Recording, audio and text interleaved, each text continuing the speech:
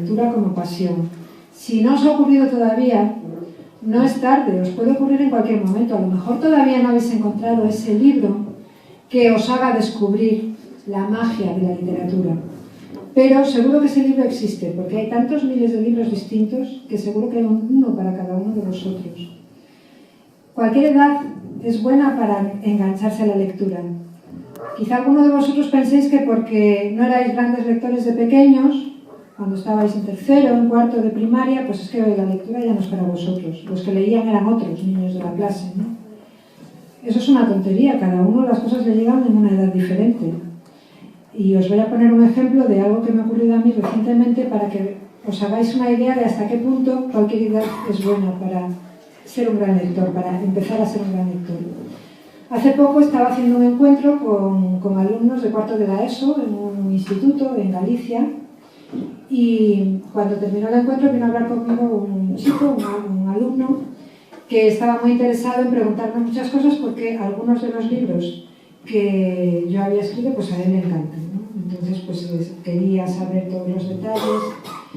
Bueno, cuando estuve mucho rato hablando con él y luego me contó su profesora que este chico había estado escolarizado por primera vez en sexto de primaria, es decir, que antes de sexto nunca había ido al colegio. Cuando llegó al colegio en sexto de primaria no sabía leer. No solo no sabía leer, sino que tampoco sabía relacionarse con los demás. Tenía miedo que si alguien le iba a hablar se echaba para atrás, porque bueno, había sufrido una historia pues, de malos tratos, algo muy terrible. Entonces, imaginaos, una persona que en sexto no sabía leer, en cuarto de la ESO era el mejor lector de su clase. Y yo tuve la suerte, yo para mí lo considero un honor, de que el primer libro que él leyó y que le hizo descubrir que la lectura le podía ayudar a cambiar su vida, pues fue un libro que había escrito yo, pero podría haberle sucedido con cualquier otro libro.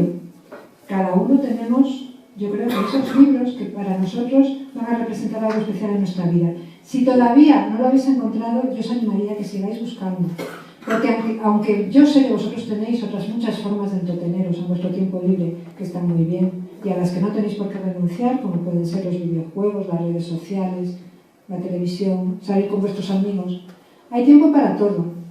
Y ese tiempo que dediquéis a la lectura probablemente va a ser el que más os aporte, o una de las actividades que más os aporte, de cara no solamente a vuestros estudios, eso ya lo sabéis, de cara a vuestra vida personal también.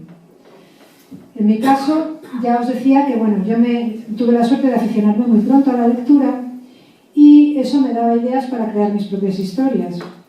Pero al principio esas historias yo no las escribía, empecé a escribirlas cuando estaba en quinto de primaria, porque ese año hicimos en mi clase una revista y fue allí donde yo publiqué mis primeros cuentos, mis primeros poemas, y me gustó tanto la experiencia que ya desde entonces nunca he dejado de escribir.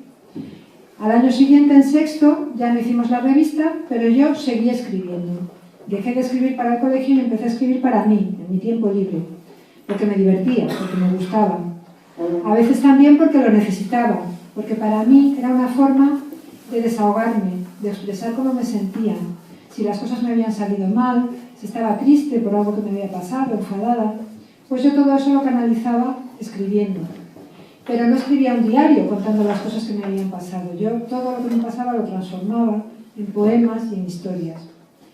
Y más o menos cuando tenía vuestra edad, lo que me empezó a ocurrir es que me empezó a dar mucha vergüenza que la gente leyese lo que yo escribía. Yo antes, cuando era pequeña, pues enseñaba a todo el mundo muy orgullosa mis escritos, a mis profesores, a mis padres, a mis amigos, y para mí no suponía ningún problema. Pero cuando tenía vuestra edad, pues empecé a pensar que la gente se iba a tomar a risa mis sentimientos, que los iban a encontrar ridículos, que a lo mejor podían creer que es que yo me estaba dando importancia con las cosas que escribía. Y entonces empecé a guardármelo todo para mí. Yo me encerraba en mi habitación y me pasaba horas escribiendo y llenaba cuadernos de historias, de poemas. Cada vez que terminaba un cuaderno lo guardaba en un cajón grande que tenía en mi habitación y nunca lo volvía a sacar. Ni siquiera mis mejores amigas sabían que yo pasaba un montón de tiempo escribiendo en mi casa. Y para mí eso resultaba bastante frustrante, porque claro, uno cuando escribe tiene pues esa necesidad de que los demás lo entiendan, de comunicarse, es lo que te hace escribir. Sin embargo, pues yo no me estaba comunicando con nadie, al contrario, la escritura me hacía sentirme más sola todavía, ¿no? Porque Al final no había lectores, no se lo dejaba leer a nadie.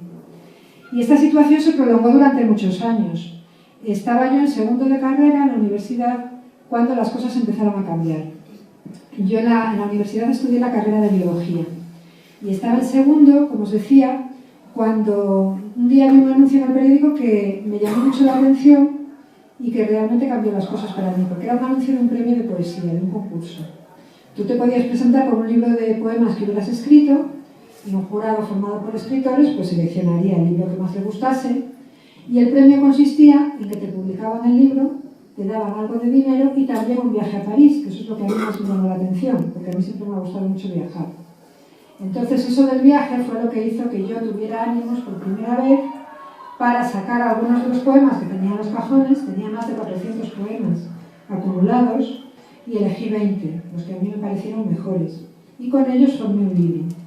Antes de presentarlo al concurso se lo dejé leer a mi padre. Ese paso me costó un poco de trabajo porque, claro, yo hablaba de cosas muy personales en mis poemas, ¿no? De cosas de mis sentimientos, de cosas que nunca les había contado a lo mejor a mis padres. Pero yo quería conocer su opinión porque él era un gran lector de poesía, entonces yo quería que él me dijera lo que él opinaba de esos poemas.